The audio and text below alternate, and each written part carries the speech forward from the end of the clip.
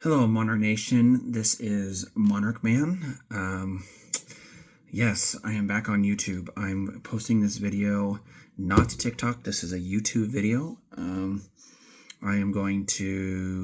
This is an educational video only. I know YouTube has some strict policies about guns on YouTube, but I want to show everyone my build that I built over the years. It's basically done. There's cosmetic things like pins and maybe an upgraded castle nut for looks, or the takedown, not the takedown pins, the bolt release, and the magazine, or the bolt release and the magazine button, and yeah.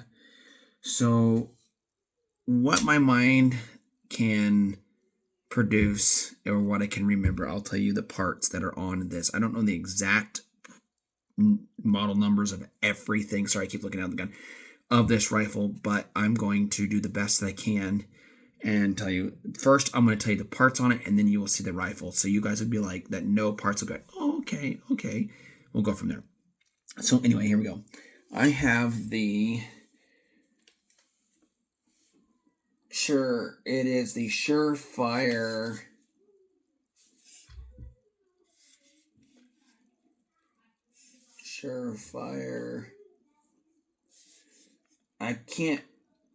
it's a Surefire comp. That's what it looks like. I can't remember exactly what model that one is, but anyway, and then I got a JP handguard over the top behind that, and it's one that you can hold your hand. It has the spot where you can put your hand to hold it. I've got a JP adjustable gas block with the screw on the side. Now I made an oopsie, so with the front handguard that I have does not have a spot to have me easily access the screw to change the gas. I would have to take the handguard off, and it's not an easy off handguard. So there's that. The barrel inside is a FN 16-inch cold hammer forged nickel boron barrel. And then moving back further, there is the JP full mass bolt carrier groups in there. I got a JP, I think it's the JP one stage trigger. If you know your triggers and know what it is, and I'm saying it wrong, then please, in the comment section down below, please write it and let me know. And then I've got a Magpul K2 grip on it. That's the one with the storage underneath. I've got the combo kit of the 6-hour Sierra A3 BDX 2.5-8x32 scope. It's an electronic scope. You connect to their rangefinder, which turns it into a precision little doodah thing here, and it's got the Romeo 1, I think, on top. It's what it is, or the Romeo, it's a Romeo 1, I believe. Canter it on that right side of the rifle. I've got a Radeon dual charging handle on this thing. I've got the Radeon, I think that's what it is, enhanced safety that's cantered at, I think it's 75 degrees, 35 degrees. I can't remember exactly what it is. 45 degrees. There we go. That's it. And then I have this is a DMR build. It is extraordinarily heavy. Hold on 2 seconds. Close the door, buddy. That was just my boy. So, and the stock that I have on this thing is the PRS Gen 3. People are that know guns and know weight are gonna be like, wow, that's a very, very heavy rifle. Yes, it is 11 pounds currently. The way that it sits is 11 pounds, 11 and a half-ish pounds, somewhere around there. This gun is not a gun that's made that I'm going to want for toting around really, really long periods or hunting with. And if it is something I'm going to be hunting with, it'll be in a blind or be stationary and stay right where it's at. And then if I got to move, I'll pull out my smaller one. But anyway, this thing is what it looks like. So this is it, in all of its glory. It is absolutely stunning, beautiful in every conceivable way. It is super heavy, but the more that I hold it, the more it's just kind of like whatever. I've got the TRS stock, I think what it is, that I bought for this. That's the one that has the battery compartments here and here, and you can put 2 batteries in the short ones. Anyway, you can put those in there. I had it on here. It was great. For what it was awesome. But this is supposed to be my one and done precision get crap done. I didn't build this thing for lightness. I didn't build this thing to be, whatever. But I got it tuned pretty much flawlessly because, as you can see right here, you can't see it inside here.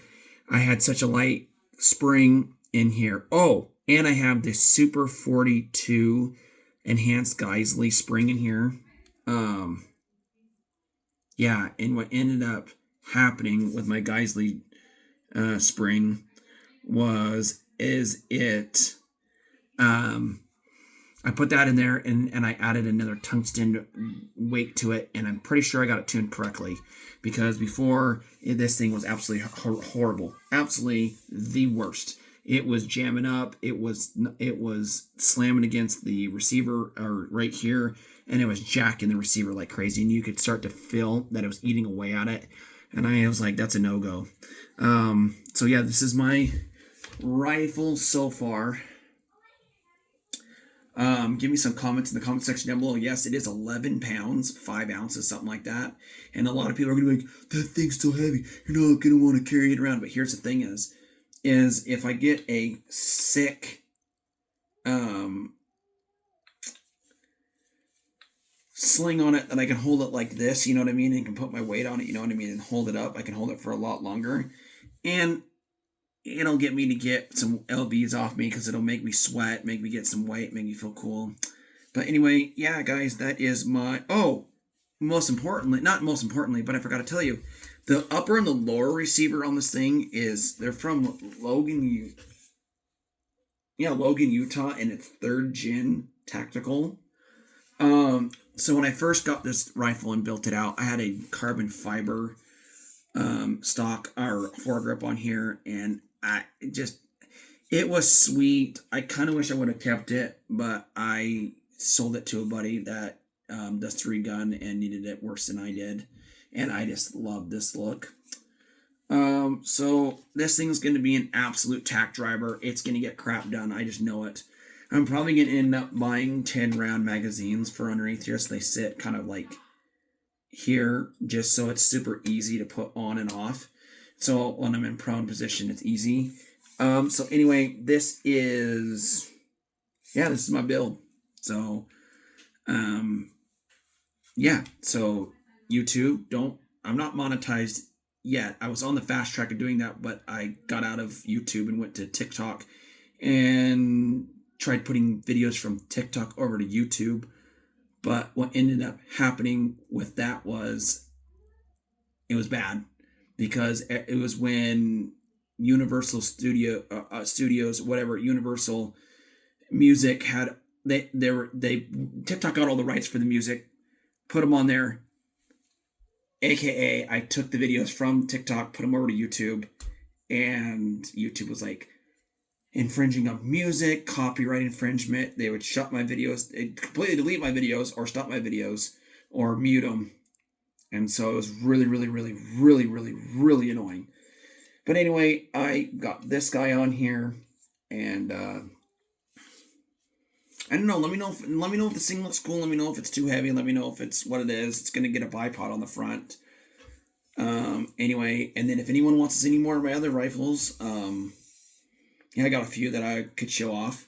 And then right here, I'll give you a sneak peek of that.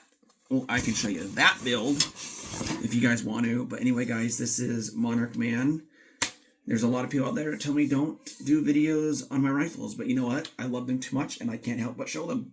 So anyway, guys, stay fresh and stay saucy, my friends. Peace. I will talk to you on the next video. Peace.